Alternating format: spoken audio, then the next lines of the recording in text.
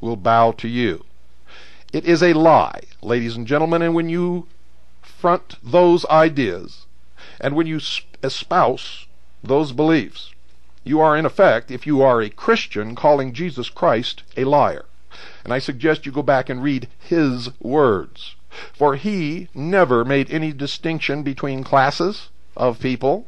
He never rejected anyone, nor did he run after anyone who passed his teaching on the road and tried to force his teaching down their throat. It never happened. Never, not once. He accepted anyone who came to him, no matter their race, their color, or their creed. No matter their station in life, whether they were a prostitute or a nobleman, it made no difference to Jesus Christ. And his formula for acceptance into the kingdom of heaven was simply this: whomsoever believeth in me shall have everlasting life. He did not say, whomsoever is a British Israelite shall have everlasting life. He did not say, whomsoever is black shall have everlasting life. He did not say, whomsoever is a Jew shall have everlasting life. He did not say, whomsoever is an Anglo-Aryan shall have everlasting life. And you had better understand that those who are manipulating you and teaching you these lies are heading you for a fall. For there is no master race, never was, and never will be. Of course, if you're not a Christian, then this doesn't make much difference to you. But it is a manipulation. It comes out of the heart of the mysteries that came from ancient Babylon and were twisted on the continent and in England to promote a hidden agenda. And I quote, ladies and gentlemen, from the book entitled The Teachings of the Masters, written by Reverend Dr. R. Swinburne Clymer, who was the Director General of the Church of Illumination, the Supreme Grand Master of the International Confederation of Initiates, of the OTO, of the Golden Dawn, of Freemasonry, of the Knights of Malta and the Knights Templar, the Supreme Grand Master of the merged occult fraternities comprising the Priesthood of Ith, the Rosicrucian Order, the Secret Schools, the Hermetic Brotherhood, Fraternitas Rosicrucius, the Temple of the Rosy Cross, the Order of the Magi, Sons of Isis and Osiris, Illuminati Americani, which translated means the American Illuminati. And this book was published by the Philosophical Publishing Company of Beverly Hall, Quakertown, Pennsylvania, in 1952. The source of this information is from the 68th Convocation of the Rose Cross Order, to which all of the high-ranking members of the various orders and fraternities of what is known by the Brotherhood as the Illuminati or the Brotherhood of Man, internationally as the Internationale, in 1916 at Beverly Hall. And I quote verbatim, and you had better listen, because this is the source of your teachings.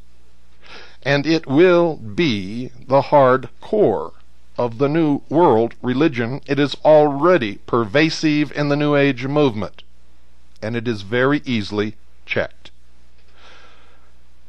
I quote, "The source of the mystical teachings of the New Testament could offer no other interpretation of the symbolism of the young republic than the ancient pyramid, its copestone and glory, significant of the descent of the New Jerusalem for the one side, and the eagle and the ever-repeating 13 of Manasseh, 13th, or lost, torn away tribe of Israel, and the son of Joseph, the Britons, who was separated from his brethren in Egypt, in the parting asunder of northern Israel from southern Judah."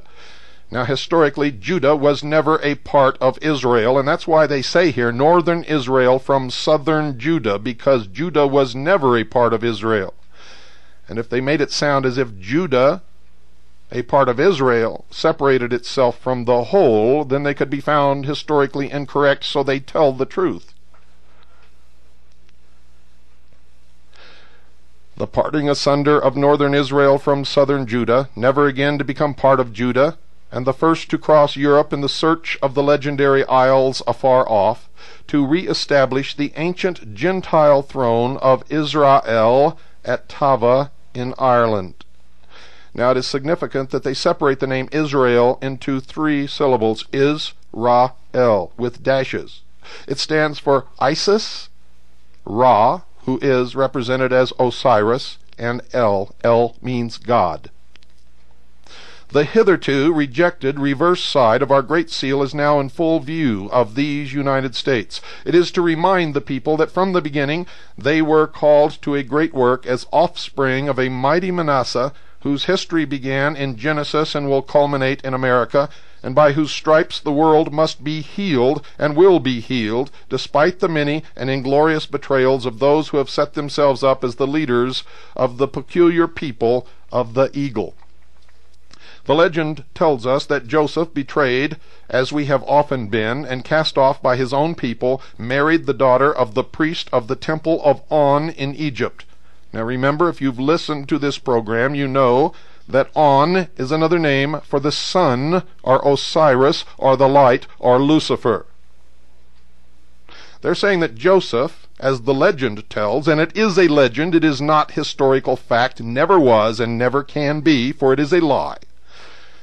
The legend tells us that Joseph, betrayed as we often have been, and cast off by his own people, married the daughter of the priest of the temple of On in Egypt.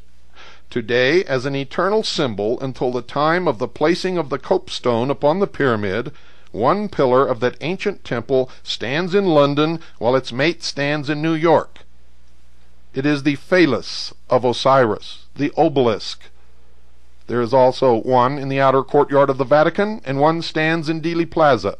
One also stands on the estate grounds of the Priory de Sion, or the House of Sion in England.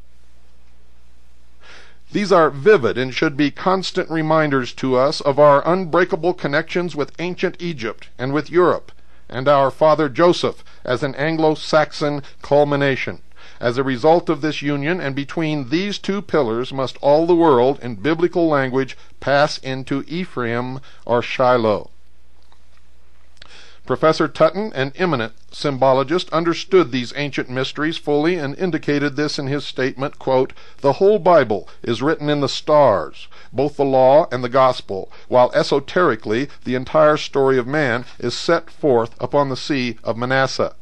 The obverse side is Israel, under the new covenant. As the hope and outcome victory of Christianity, the 2 sides reflect each other and cannot be separated," unquote, and that is the meaning of the new covenant that Clinton espouses. For he also is a member. This was displayed dramatically in the photograph published worldwide, where he stood in the Oval Office holding up a single red rose. Castro has been photographed holding up a single red rose, as has been Gorbachev, the leader of France, and the Queen of England. There is a possibility of England's betrayal, and by forces within, in which event America would be compelled to stand alone. This possibility, probability, was clearly indicated in the poem ascribed to Merlin of King Arthur's court on the constellation of the 13 stars. And we'll get into that right after this break.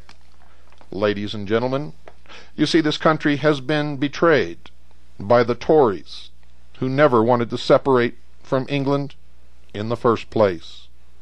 The body of the Illuminati around the world are working toward one world government, and if this Anglo-Aryan faction has its way, they will rule the world through a council of elders. If the Vatican has its way, the Pope will sit upon the throne of the world.